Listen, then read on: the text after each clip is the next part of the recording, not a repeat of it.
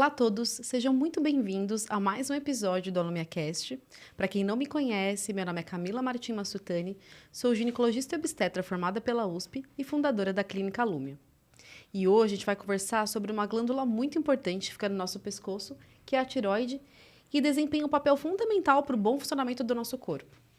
E para essa tarefa eu trouxe duas pessoas muito queridas, eu estou em casa hoje, porque elas trabalham comigo na Clínica Alumia, que é a doutora Gisele Novaes e a doutora Tamires Maia. Sejam muito bem-vindas e obrigada pela presença de vocês aqui. Ai, Camila, nós que agradecemos, Sim. né, Gi?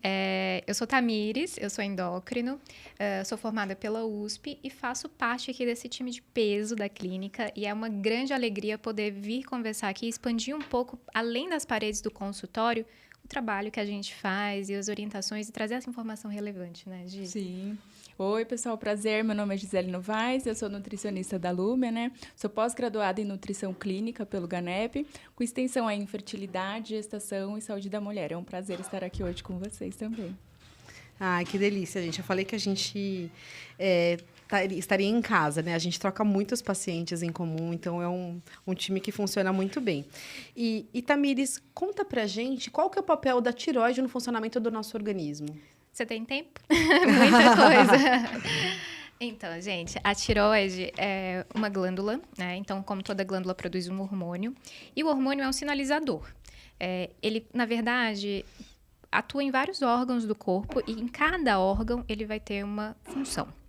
De maneira geral, quando a gente tem um desbalanço desse hormônio e a gente tem o que a gente chama de hipertireoidismo, o que acontece é um excesso de funcionamento, uma hiperativação. E quando esse hormônio falta, que é o hipotireoidismo, você tem um estado mais de lentidão dos órgãos, digamos assim. Mas vamos por partes. Começando de cima, memória, né? É uma das queixas que a gente mais relaciona à tireoide. Os pacientes também, é um dos desafios, inclusive, do tratamento de reposição. Então, pode afetar bastante a parte cognitiva, né? Não só do paciente adulto, né? Pode apresentar ali um grau de lentificação, esquecer um pouco das coisas, não ter mesmo rendimento. E também na criança, né?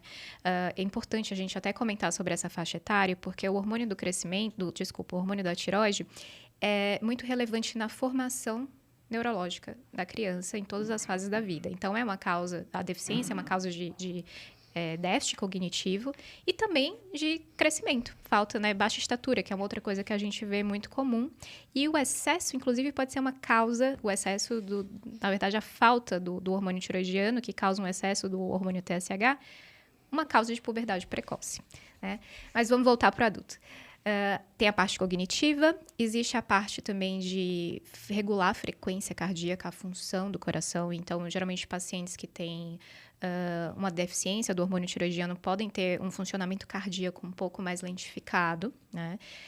É relacionado à geração de energia no corpo. Então, é muito comum, eu tô com muito frio, será que eu tô com problema de tireoide? Será que tá faltando hormônio? Não é exatamente assim, mas é algo que tem relação também, né? Quanto mais hormônio tiroidiano, maior a nossa temperatura basal do corpo. Está relacionada à sudorese, relacionada a intestino, que é um ponto muito importante, né? Uhum. Então, excesso de hormônio tiroidiano dá diarreia e falta constipação. E, já que a gente está aqui falando de saúde da mulher, né, muito relacionada à parte de fertilidade. Também. Ciclo menstrual, a gente sabe. Uma das primeiras coisas que tem que ser investigada com irregularidade menstrual é se o hormônio da tireoide está ok. Né? E para quem quer engravidar, mais ainda, né, Gi? Uhum. Sim, sim. Assim, eu poderia falar um compêndio de alterações da tireoide, mas eu acho que o mais importante a gente já comentou. E talvez a gente entre, né, nos detalhes do peso, que é uma grande preocupação dos pacientes. Mas, em linhas gerais, é mais ou menos isso, Camila. Se aparecer outra coisa, a gente complementa. Eu acho que é interessante a gente falar que, quando a gente fala sobre gestação, que é um público que a gente também atende bastante, eu acho que a tireoide vem numa crescente muito grande em relação à importância do bom controle tiroidiano durante o período gestacional, impactando em relação ao desenvolvimento fetal. Isso, e até mais. Desfechos do parto também, né? Assim, relacionado a isso, mas especialmente em relação ao bebê, né? Então a gente já sabia que a tireoide sempre foi muito importante, mas eu acho que a gente entende que ela é mais importante ainda do que a gente imaginava, né? Então... É muito comum atender paciente que diz, nossa, doutora, mas isso pode ser da tireoide? Pode, né? É relevante mesmo. Muito bem. E a gente estava começando a pensar um pouco, você já deu uma pincelada de falar um pouco sobre a questão da tireoide e emagrecimento. Você quer falar um pouquinho sobre isso, Tamires? Eu vou falar e vou puxar um pouco para a Gisele depois, né? Que também trabalha muito com essa parte do peso corporal. Mas a dúvida campeã é: eu tenho hipotireoidismo, então por isso eu ganhei peso. Isso aparece muito na mídia, né? Então é uma dúvida muito frequente que não Posso tem contar muito... uma história, Pode, gente? Porque à eu acho que isso vontade. é uma coisa importante, né? Quando a gente fala de emagrecimento.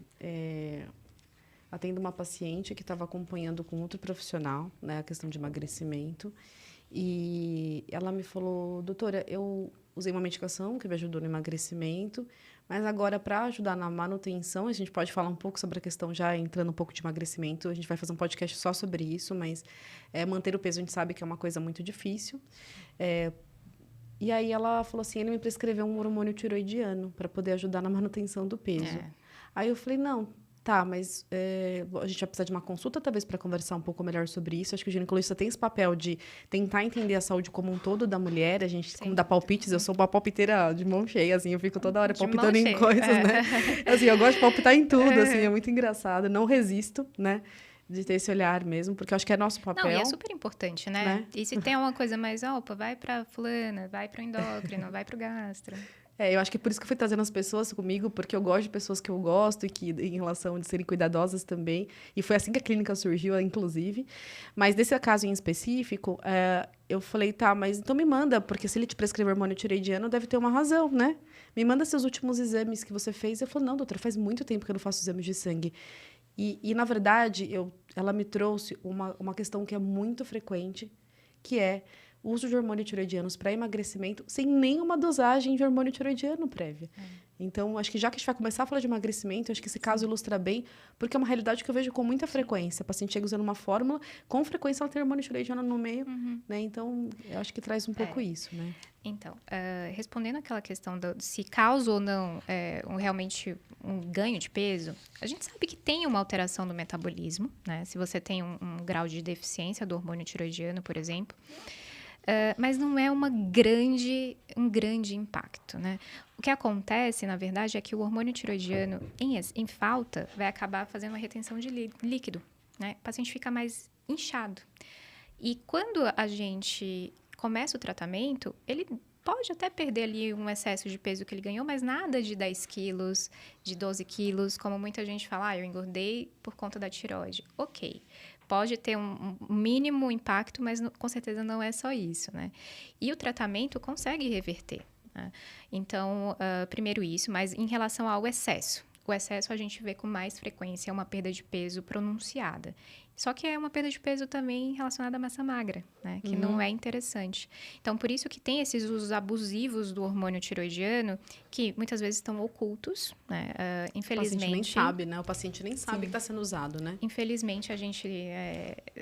hoje, com essa informação que está na mídia, às vezes parece um pouco distorcido, mas usa cápsula, que foi manipulado, tem um suplemento, e ali, querendo ou não, tem um hormônio tireoidiano, por isso que eu sempre peço para ver a composição, né? É frequente isso. E, às vezes, um caso interessante, teve uma paciente que veio para mim com uma clínica de acesso de hormônio tireoidiano, assim, completamente irritada, completamente ansiosa, tinha perdido seu peso, e ela jurava que não tinha usado nada. Nos exames de sangue, realmente, tinha um acesso de hormônio tireoidiano importante. Daí, quando a gente foi investigando, ela tinha feito enzima. E até nessas enzimas, que são, teoricamente, para dissolver a gordura, pode ter hormônio tireoidiano, né? Então, aumentar muito o radar para isso, porque é cada vez mais comum. Não funciona, tá, gente? Assim, não é uma estratégia inteligente dar hormônio tireoidiano para emagrecer. Tem outras formas, né, Gi? Muitas outras formas. Podemos falar? Pois não, vamos Pode lá. falar, tireoide e emagrecimento. Gancho, sim. Então, eu sempre falo que fazer dieta a longo prazo realmente não é fácil, né? Principalmente quando você tem essas alterações clínicas, né? No hipertireoidismo, no hipotireoidismo. Então, é muito comum, por exemplo, a ansiedade, né? A fadiga, o excesso de cansaço. Então, quanto mais simples e mais prática for a sua dieta, maior será a sua adesão, né? Então, eu sempre falo, separe um dia da semana para você preparar a sua comida, né? Preparar o ambiente, a sua casa. Então, é sempre deixar frutas cortadas, higienizadas já na geladeira. Incluir ali legumes, né? Vegetais, já deixar pré-pronto. Porque isso vai diminuir bastante o consumo, por exemplo, de delivery, né? Porque muitas vezes essa parte comportamental você acaba descontando muito na comida, né? Então, se o seu ambiente, se a sua casa está preparada, né? Tem alimentos saudáveis a todo momento, então diminui bastante esse consumo, né? De industrializados, de doces e de delivery em geral, né? Eu estava comentando mais cedo hoje com a Tamiris, acho que você não escutou, que teve uma paciente, até comentei, né, num outro podcast que a gente gravou, que escutou nosso podcast, né, e sobre engravidei agora, e ela falou que escutou 2 vezes, antes de engravidar e depois de engravidar, até contei essa história, porque ela falou que eu escutou diferente, mas uma coisa que ela falou que a gente comentou nesse primeiro podcast, que a gente pediu para desembalar menos, né? Sim. E ela falou, nossa, é uma coisa que é óbvia, né, assim, a gente sabe disso. Mas ela precisa falou, ser dita. Mas precisa ser dita. Ela falou, você sabia que eu escutei? E eu comecei a pensar de como estava minha alimentação. Exato. Então, eu acho que é trazer no radar dos pacientes isso, de quem está escutando a gente isso, né? Que é uma coisa, parece óbvia, mas tenta pegar um bolinho ali, né, assim. E também tem a questão dos próprios disruptores endócrinos, né? Tem esse nome bonito, mas são coisas que vêm muito ali no industrializado, no processado, que pode impactar na função da tireoide, né? E de outras glândulas, por exemplo, até dos ovários, prejudicando a reprodução. Já que você puxou esse assunto, né, disruptores endócrinos, tem a parte de bisfenol A também, que tem muito se falado, que ele está presente nos plásticos. Então, pense que a água está na garrafa, você esquenta a comida no plástico, os próprios alimentos industrializados, né, então tudo vem em plástico. Você precisa diminuir esse contato também, para não ter alteração aí na tireoide também. Na fertilidade, acaba tendo uma maior atenção nessa parte de disruptores endócrinos. Sim. Então, você estava falando um pouquinho desse preparo que é importantíssimo, né, para o emagrecimento, porque é isso. Sim. A gente vai olhar para a parte hormonal, de como está essa produção hormonal impactando no emagrecimento, como a Tamiris falou, mas a gente precisa de um aliado importante, que é a questão de uma boa alimentação. Exato. E eu acho que você falou, propiciar um ambiente que você tenha alimentos bons de forma rápida, momento, né? sim, porque exato. A gente ligar para algum aplicativo aí, pedir um aplicativo de comida, a comida vem rápido. E eu sempre brinco que, assim, sendo bem honesta, gente, as comidas, os fast foods mesmo, são mais baratos do que as comidas boas que pelos aplicativos, né? Então, assim, você vai pensar que a pessoa vai acabar, assim, já tá com fome, já tá cansada, ela vai pedir um alimento, esse comfort food, que muitas vezes é muito calórico, muito processado, né? E mais barato, né? Sim. E além disso, assim, uma das queixas que eu mais escuto no consultório, inclusive dos pacientes que tomam hormônio tiroidiano, é: doutora, não tá funcionando, porque eu tô muito cansada, eu tô ganhando peso, então deve ser o hormônio tiroidiano. E a gente vai ver aquela coisa, né? Não existe remédio que conserte um estilo de vida ruim. Então, não adianta a gente colocar todas as fichas no medicamento. Isso tem acontecido cada vez mais. A gente tem visto que as pessoas estão usando muito mais remédio e não olhando tanto para alimentação, que é importantíssima, exercício, sono, né? Então, até para o bom funcionamento da tireoide você precisa ter isso. Imagina num tratamento que você já toma o hormônio, né? Então... a gente vai falar um pouco sobre as doenças autoimunes da tireoide, porque eu acho que é um tema bem importante para a gente quando a gente fala em funcionamento tiroidiano. Mas eu queria que você falasse, Gisele, um pouquinho sobre como a gente olhar para a dieta do paciente que tem hipertireoidismo e hipotireoidismo na escolha dos alimentos. Ótimo. Então, tem nutrientes específicos, né, que a gente pode trabalhar aí na regulação junto com o tratamento da endócrino, né? Então, a nutrição ajuda demais. Então, tanto no hipotireoidismo quanto no hipertireoidismo. Então, um dos principais nutrientes aí nessa fase, nessa parte de tratamento, é o selênio, né?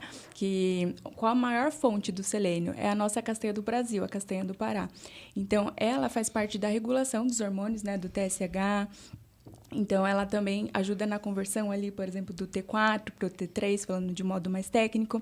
Mas ela é muito importante para você consumir ali no dia a dia. E eu falo para as minhas pacientes consumirem as 2 castanhas do Pará como se fosse um remedinho. Então, eu falo, olha, não deixe de consumir, porque as 2 castanhas do Brasil, do Pará, por dia, já vai ter ali uma quantidade de selênio adequada para ajudar no tratamento da tireoide, né? E o selênio também é um excelente antioxidante. Então, pensa que esses pacientes estão mais inflamados. Então, quanto mais antioxidante ali na dieta, melhor será o prognóstico, né? E outro nutriente também muito importante é o iodo. E é uma incógnita, né? Suplementar ou não iodo? A gente precisa lembrar que o nosso sal é iodado, né? Então, todo o sal que entra no Brasil, ele já contém iodo. Além disso, por exemplo, o camarão é uma fonte de iodo, né? Os peixes, as algas. Então, muitas vezes não é necessária essa suplementação. E claro, né, Tamiris, a gente pode dosar esse iodo para ver se há alguma carência, né? No exame de urina 24 horas. Essa questão do iodo é uma coisa importante, porque muitas vezes, do mesmo jeito que a falta do iodo pode afetar reduzindo o hormônio da tireoide, né, porque é a matéria-prima do hormônio tiroidiano em si, existem alguns casos, especialmente com remédio, tá? Acho que na fonte de dieta, um excesso de iodo, acho que, não sei se você viu algo relevante, mas especialmente com remédios, contrastes, algo que tenha bastante iodo, pode acontecer o contrário também, assim, tanto a tireoide pode se estimular e a produzir excesso de hormônio. Então, precisa ter uma quantidade ok de iodo, mas o exame de urina, né, só para deixar claro também, não é algo que a gente faz muito de rotina, também. Tá?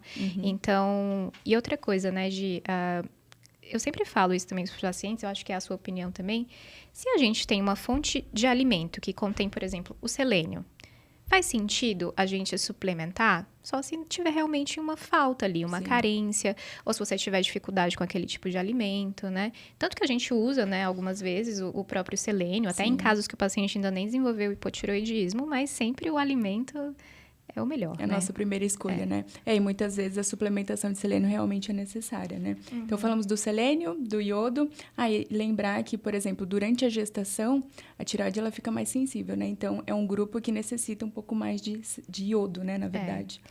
Às vezes é uma das situações que a gente pede o iodo na urina, né? Justamente porque vai impactar na tireoide do feto, né? E é um pouco mais delicado.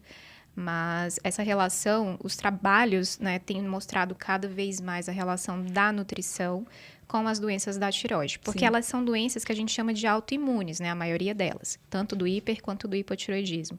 O que é isso? São situações onde o seu corpo desenvolve uma defesa, anticorpos, contra a sua tireoide. Isso vai gerar uma inflamação. Exato. Se essa inflamação progride, a chance de você evoluir com uma deficiência mais importante aumenta, né? E aí, quando a gente detecta essa inflamação ou essa predisposição a anticorpos positivos no sangue, é importante a gente começar a tentar para a alimentação. Os trabalhos em si, ainda não existe um guideline, uma conduta fechada para isso. Mas vários trabalhos mostram que há benefício, redução dos níveis de anticorpos, né? Pode, inclusive, ter uma redução de evolução do hipotireoidismo quando isso é iniciado de maneira precoce. Eu acho que quando a gente fala a questão das doenças da tireoide, a gente está falando de um tratamento, um acompanhamento de uma longa duração, talvez para a vida toda, né? Sim.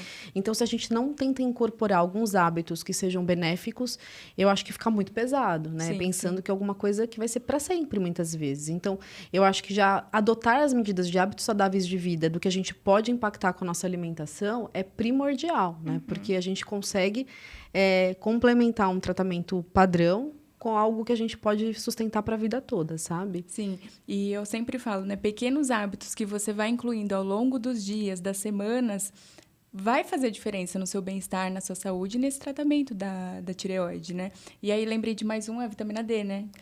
Sim. É tudo de maneira também que reduz a oxidação, reduz a inflamação, é benéfico, né? Em algum grau. Acho que em relação à parte da tireoide, do hipotireoidismo, seria mais ou menos essas as evidênciis que a gente tem de alimentação, né?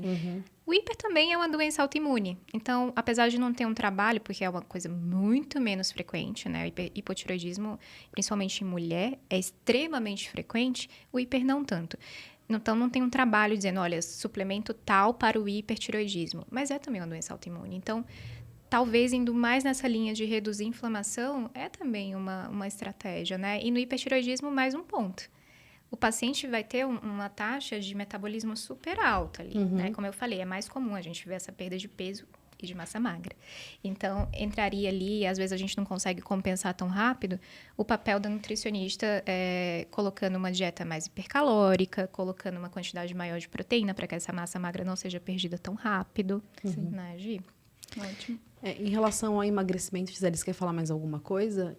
Acho que de modo geral é isso, né? Preparar o seu ambiente, a sua casa, avaliar, então, sempre com o médico, né? O nutricionista, para ver como que está a tireoide, né? Se houver necessidade, entra com a medicação, mas o tratamento da nutrição é, assim, fundamental mesmo. Perfeito. Então, a gente já começou a dar umas pinceladas, porque a gente vê muito das doenças autoimunes da tireoide, né? E eu queria que a Tamires contasse pra gente como que funciona. Ela já começou a falar um pouco, né, dessas doenças autoimunes na tireoide, mas fala um pouquinho pra gente no funcionamento do organismo, no impacto para a fertilidade e como a gente tem os achados dessas doenças atualmente. Então, Camila, quando que a gente costuma dosar o hormônio tiroidiano, né? Para quem é um pouco mais antenado à questão dos exames em si, vocês vão ver que tem 3 ali que o endócrino considera quando vai avaliar a tireoide, que é o TSH, que na verdade não é um hormônio da tireoide, e sim um hormônio que estimula a tireoide. Então, ele vai ser a nossa principal guia. E existem 2 hormônios que a tireoide produz, o T3 e o T4. O T4 é a forma inativa, o T3 é a forma realmente ativa. A maioria da tireoide, 80% é T4, por uma questão de segurança. Nos órgãos que eles vão atuar, é que eles são convertidos para a forma ativa, né? Então, o que acontece é que também, tá? Isso é uma coisa que não temos muita explicação. Existe algum trigger que vai fazer com que o corpo comece a produzir anticorpos contra as células que produzem os hormônios. Então, isso não está relacionado a nódulo, por exemplo, é uma dúvida que muitas pessoas têm. Nossa, então eu tenho nódulo, eu vou ter hipotireoidismo. O hipertireoidismo acontece em alguns casos pelo nódulo, mas o hipo não. E o que desencadeia essa produção de anticorpos? Pode ser exposição a vírus, né? Exposição, de repente, a algum tóxico. O que a gente tem visto muito nessa era Covid, pós-Covid, são tireoidites, que são inflamação da tireoide relacionadas ao Covid.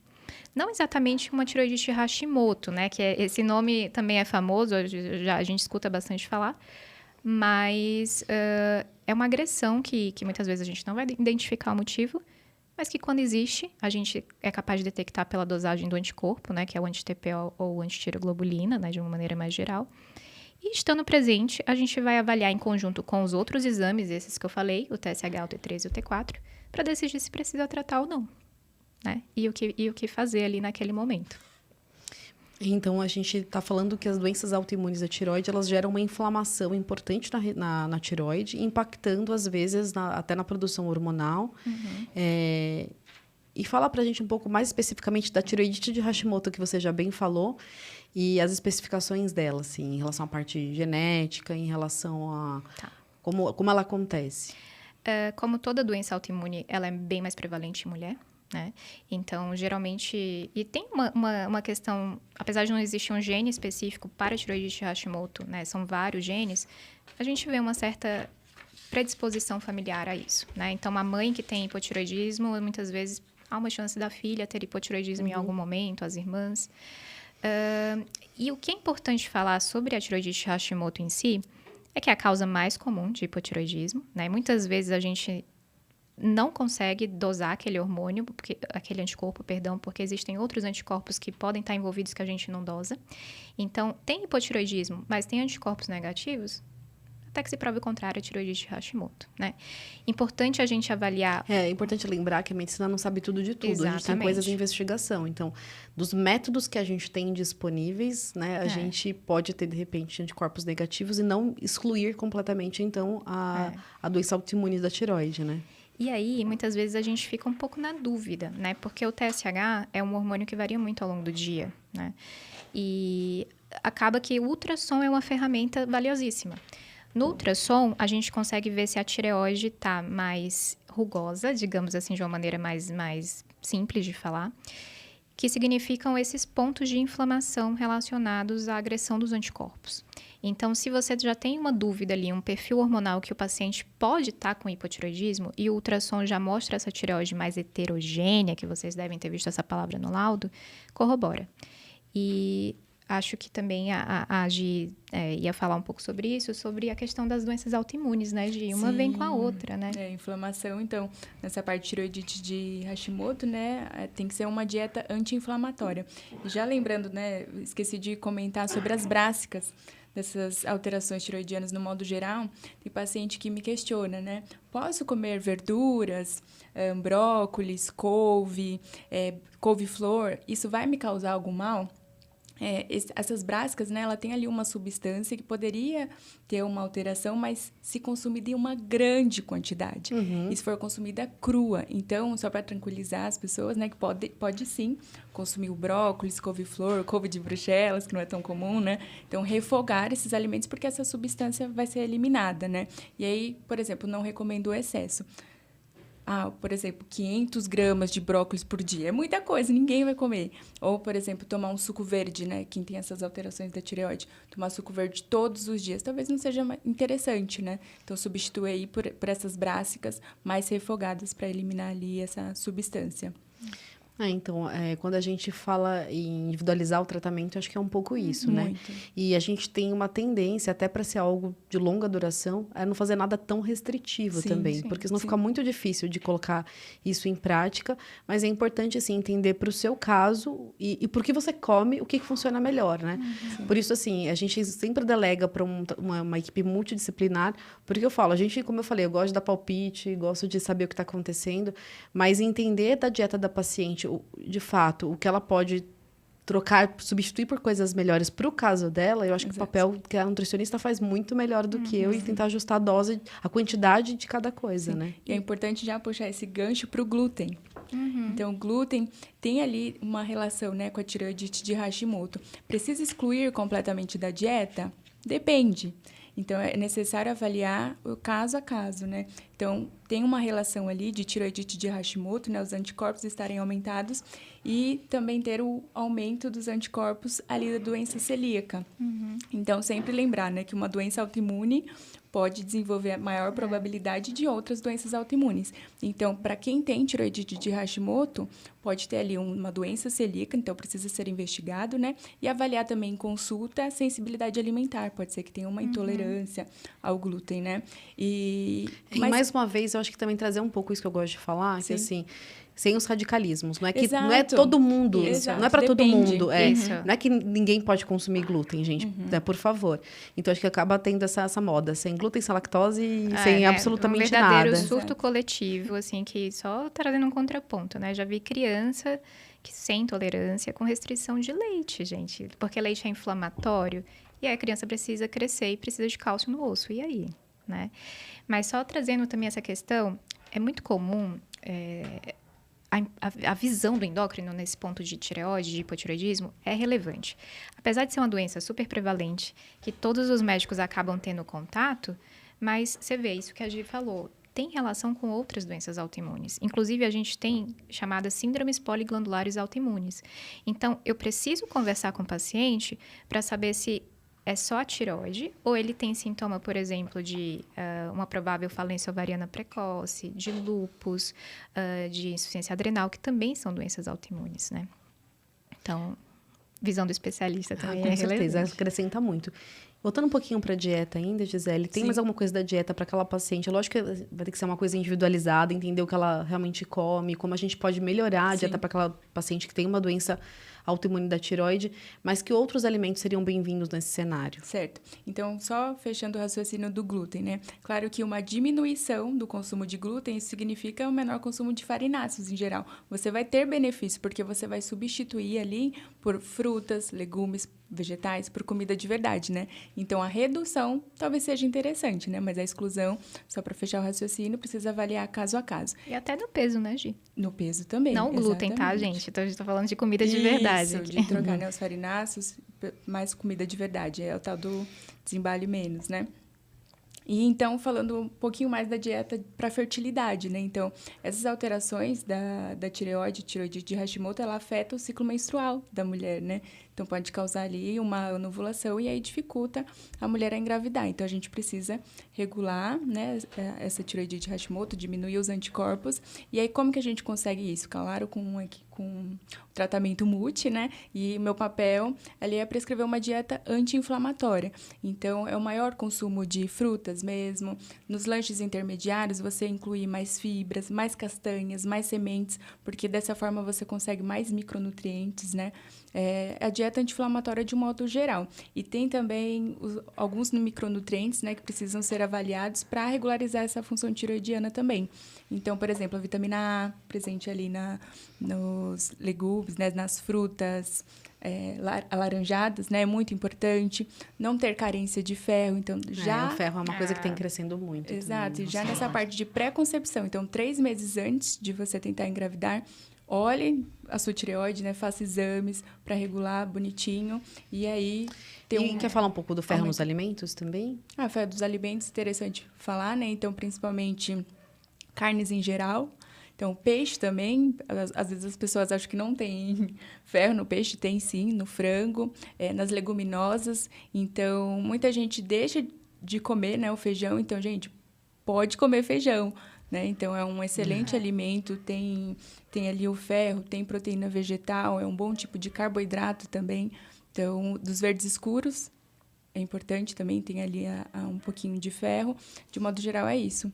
E eu acho que as pacientes que são vegetarianas ou veganas, a gente, aproveitando para dar uma pincelada nisso, né? Não é o nosso principal objetivo, falando um pouco do ferro nesse processo todo, elas falam assim, eu quero engravidar, então agora eu vou ter que voltar a comer carne. Eu falo assim, gente, é muito difícil a gente mudar, né, o padrão alimentar de uma pessoa. Eu acho que não é nosso objetivo.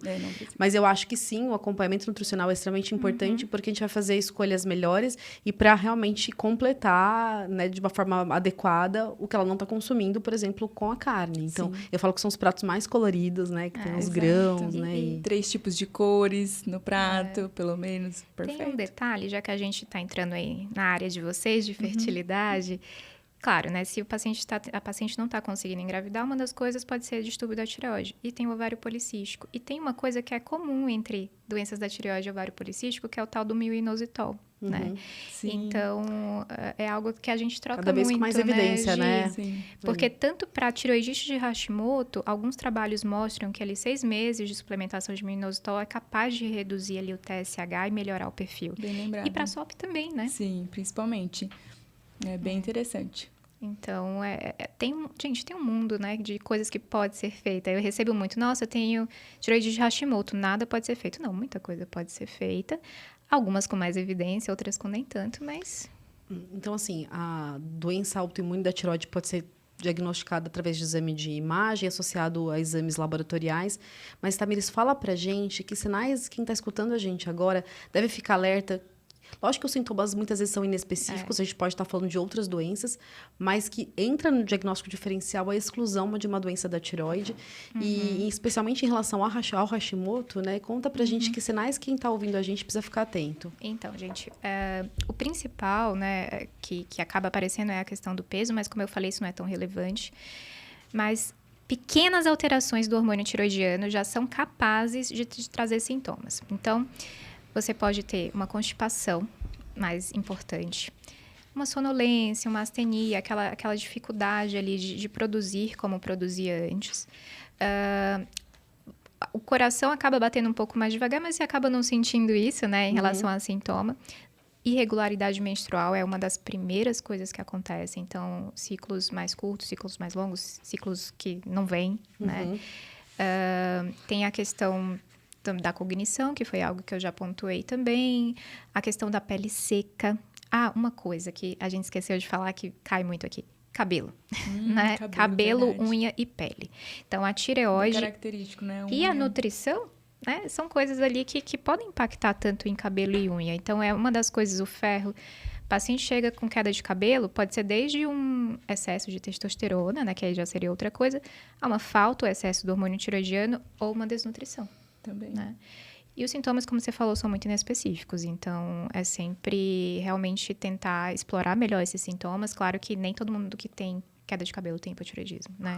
Eu acho interessante falar que você comentou em relação ao COVID e as alterações tireoidianas, e o próprio COVID, sem alterações tireoidianas, pode levar a esses sintomas, né? Então, uma avaliação por um profissional capacitado é importante, porque a gente tem visto também mais alterações de memórias relacionadas ao COVID, a gente tem visto alterações de queda de cabelo relacionadas ao COVID, né? Então, eu acho que isso faz essa diferenciação adequada para a gente poder intervir, seja com um tratamento medicamentoso, seja com uma mudança de estilo alimentar mesmo, são importantes, né? Sem dúvida.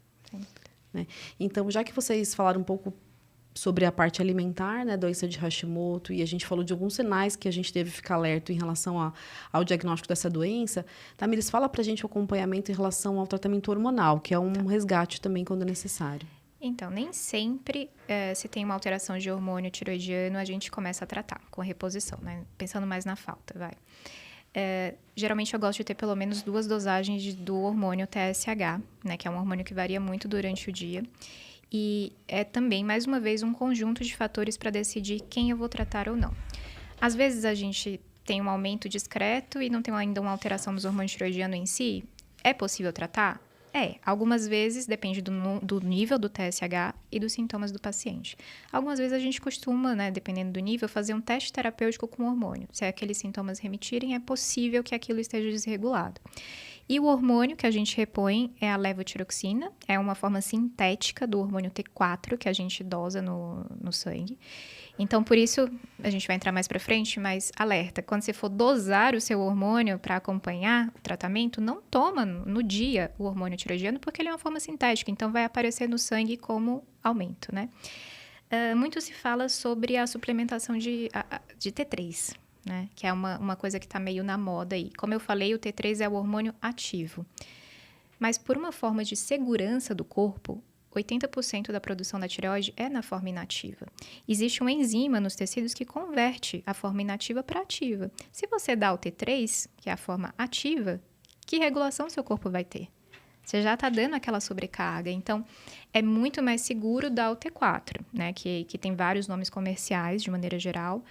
Mas o T3 é algo que vem crescendo porque alguns pacientes costumam ainda ter sintomas mesmo com T4, especialmente da parte cognitiva. Então, muitos estudos têm sido feitos nessa direção. Alguns casos bem raros dá para fazer uma suplementação mista de T3 e T4, mas, mais uma vez, não é consenso, né? Eu acho que o grande princípio da medicina, e aqui se aplica, é não prejudicar. Então, por mais que o paciente possa ter ali um pouco de benefício com T3, ele pode ter um grande malefício. Não é algo que eu adoto. Eu acho que, assim, na verdade, eu acho que é individualizar, foi o que você falou, né? Alguns pacientes vão ter benefícios, mas são pacientes que a gente precisa entender realmente o que está acontecendo. E acompanhar de perto. E acompanhar de perto. Porque tem muito mais efeito colateral. Eu percebo, né, assim, acho que como tudo na medicina, mas a tireoide eu percebo de forma bem importante que ela é muito dinâmica, né? Os estudos em relação à tireoide. A gente tem cada dia alguma coisa nova em relação à alimentação, em relação à dieta, em relação ao uso de hormônios, a indicação do uso de hormônios. Então, a gente tem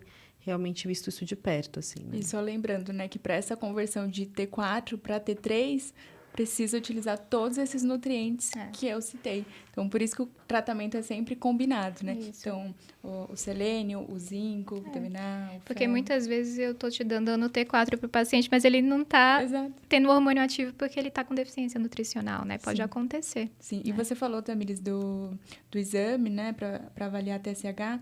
É importante falar da biotina também, né? Nossa, é o dia a dia, né? Como um dos sintomas de hipotireoidismo é a queda de cabelo, é comum o paciente vir ali com um monte de suplemento, entre eles a biotina, que é mais específico para isso. Só que o exame no laboratório, não no sangue, tá? A biotina não altera diretamente o seu hormônio tiroidiano, mas no ensaio do laboratório acaba aparecendo um viés. Então, pode parecer que você tem mais hormônio tiroidiano do que você realmente tem. Então, a orientação que eu sempre passo, suspender todos os polivitamínicos, especialmente os que têm biotina, 48 a 72 horas antes do exame. Eu acho que cada vez mais a gente tem recebido pessoas chegando com muitas vitaminas manipuladas, né? É aquele combo de uma lista imensa, tentando ser algo personalizado, mas a gente sabe que uma grande parte das vezes não é, e a gente tem que tomar muito cuidado com relação a essa suplementação, porque ela pode estar embutida aí no meio um hormônio tiroidiano e outras coisas que a gente não tem evidência suficiente E impactando. excesso, né? Não é porque é Sim. vitamina que pode tomar à vontade, né? Exato. Às vezes passa no Caso. ginecologista, prescreveu uma Isso. vitamina e não falou para nutricionista. Passou com a endócrino, começou a tomar outro Aí, suplemento. A gente precisa conversar, investigar. Mas é engraçado isso porque é a nossa prática de fato, né? E eu vejo muito esse combo. Ela veio de um endócrino que veio com uma lista de coisas que está tomando, ela veio do dermato, Exato. veio uma lista de coisas que está tomando, e aí quando a gente vai, ela falei, deixa eu olhar tudo. Eu falei, mas olha, você está tomando isso 2 vezes, 3 vezes, e muitas vezes com dosagens inadequadas, né? isso. E Vitamina D, que é um exemplo melhor do que esse. Então, principalmente depois do Covid, que surgiram alguns estudos que não têm tanta evidência sobre imunidade, o pessoal começou a tomar vitamina D, assim, desesperadamente. Ai, acontece? É problema? É. Você pode acabar com cálcio super alto, você pode ter pedra no rim. Então, existe um nível mínimo de vitamina D que a gente usa, mas também existe um nível máximo, que geralmente é até 60. E a gente vê muito paciente com 80, com 100, achando que tá tudo bem, né? Ela ajuda na tireoide, ela desinflama. Tem alguns estudos nessa linha, Sim. mas também o excesso vai prejudicar. Exato, individualizar, né? Porque, por exemplo, tem paciente que precisa de 2.000 unidades por dia, tem paciente que precisa de 50.000 unidades no mês, na semana. Então, precisa de uma prescrição de um profissional da saúde. a gente sabe que tem algumas doenças que precisam de dosagens de vitamina D mais altas, na verdade. É uma coisa que são coisas bem específicas, né? Então, mais uma vez, a gente está falando de uma forma geral. Sim. Então, assim, lógico que vai ter um paciente que vai precisar de uma dosagem mais alta por alguma doença em específico, que é uma abordagem diferente e específica. E como aquele paciente, talvez, que precisa de uma dosagem um pouco mais conservadora, Sim. né? Por outras alterações que ele apresente. Então, a gente está falando de uma forma geral, mas é lógico que a gente precisa tentar entender, o seu médico precisa entender seu caso e fazer de forma personalizada. O alerta que a gente traz aqui, principalmente quando a gente está falando dessas vitaminas, é não misturar a vitamina de todo mundo, porque muitas vezes um não olha o outro. Então, lembrar que você tem que levar, assim, na consulta, tudo que você está tomando, para o outro médico também entender isso e fazer ter essa visão mais global, né? E crítica, né? Crítica, dos exatamente. Exames, por exemplo. Exatamente, né? Eu acho que a gente pode, falando da tireoide, que é uma questão muito importante, falar um pouco mais a questão da gravidez e fertilidade, que eu acho que é um assunto que a gente acabou falando um pouco menos, né? Então, a tireoide é importante nesse ponto do início ao fim, né? Então, a gente espera que as mulheres em idade fértil tenham um nível determinado daquele hormônio que eu chamei de TSH, que é o hormônio que estimula a tireoide. De maneira geral, ele tem que estar ali abaixo de 2,5, né? Para garantir que você tenha um bom funcionamento reprodutivo e uma gestação tranquila. E a dosagem, né, a referência desse hormônio muda muito durante a gravidez, né? A gravidez por si só pode levar uma interpretação de um hormônio que tem hipertireoidismo, mas são alterações próprias da gravidez. Então, é comum a gente ver um TSH, por exemplo, super baixo ali relacionado ao hipertireoidismo, isso é só por conta do beta-HCG da gravidez. Sim. E outra coisa... Que os valores de referência até mudam durante a gestação, exato, né? Então, acho que é importante lembrar controle, disso, sim. né? E variam com o trimestre também, né? Sim. E a tireoide, ela é fundamental para o bom desenvolvimento do feto.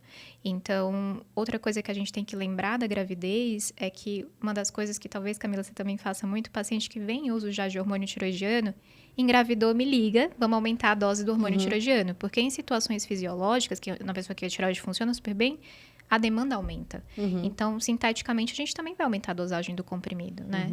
E fazer um segmento de perto, para manter num nível ótimo ali. Eu gosto muito, a gente acaba mexendo muito nessa questão da tireoide, porque é nosso dia a dia mesmo. Em casos, todo mundo acho que deveria ter um acompanhamento multidisciplinar, né? Então, de acompanhar com o endócrino junto. Em pacientes que têm uma demanda maior, eu acho que o acompanhamento com o endócrino faz muita diferença também desse olhar, desse segmento, né? Porque eu acho que ajuda muito a gente nesse ajuste adequado para o bom funcionamento, né, da tireoide e também do desenrolar da gestação. Então, acho que isso faz muita diferença.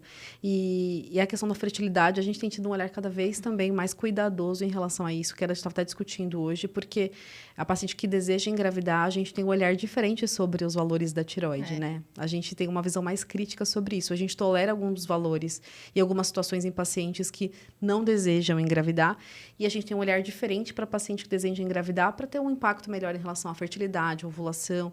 E E a tireoide é fundamental nesse processo, né? Sim, e só puxando, né? Ela falou dos níveis adequados, né? Menores que 2,5 ali para pré-concepção mesmo, né? Então, quando eles estão aumentados, é importante falar os riscos, né? Maior risco de aborto espontâneo, maior risco de parto prematuro, afeta o crescimento, desenvolvimento cognitivo do bebê. Então, toda essa parte de fertilidade, né? E gestação é bem importante olhar a tireoide de modo geral.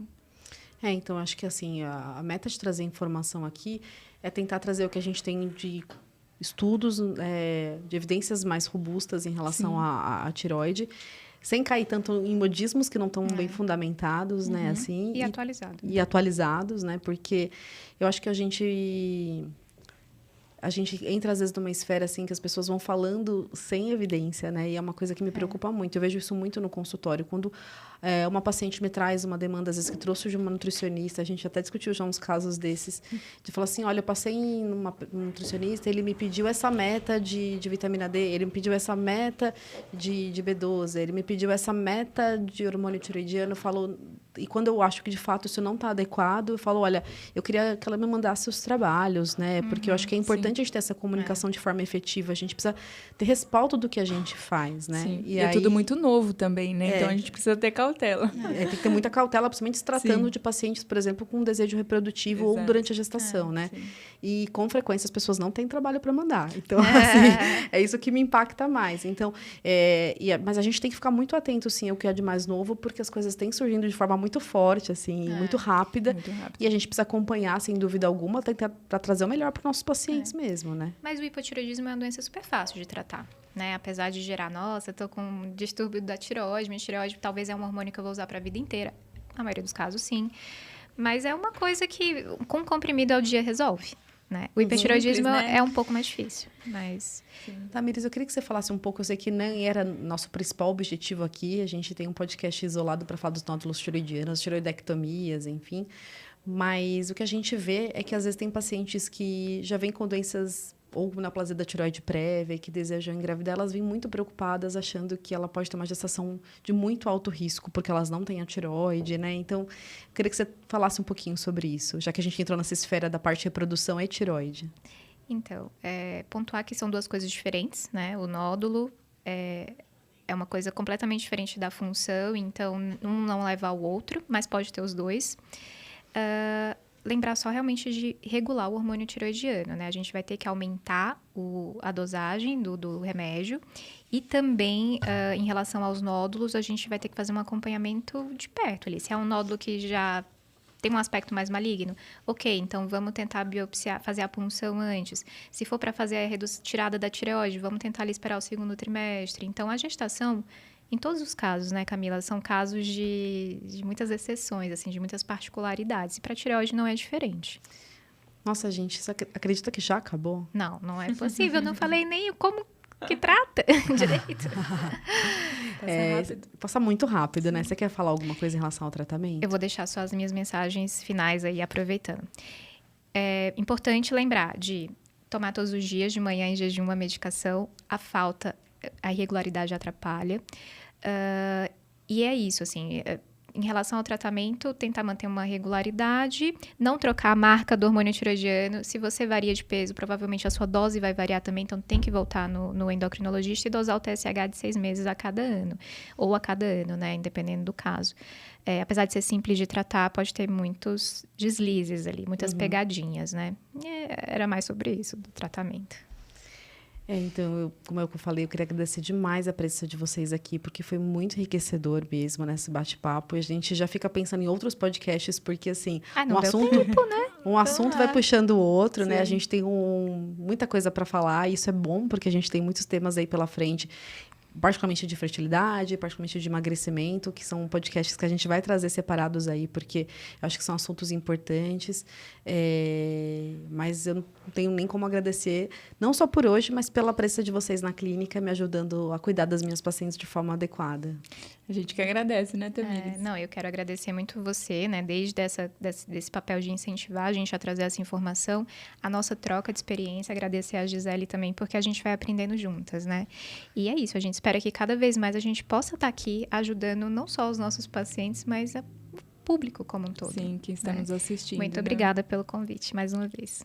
Obrigada pelo convite e te incentivo, né? Então, a mudar esses pequenos hábitos que você vai ter uma melhora aí significativa, né, na sua saúde. Com certeza.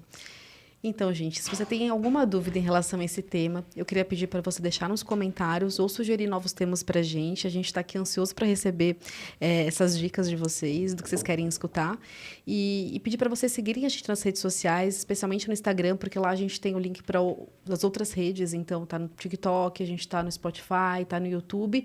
E pedir para vocês compartilharem. Eu tenho certeza que tem muita gente que vai gostar de ouvir essa informação e só compartilhando a gente consegue chegar em mais pessoas para propagar uma informação de qualidade e adequada que a gente percebe que de fato está em falta e a gente tem se esforçado muito para trazer isso para vocês. Muito obrigada por estar com a gente hoje e um grande beijo para todos. Fiquem com Deus.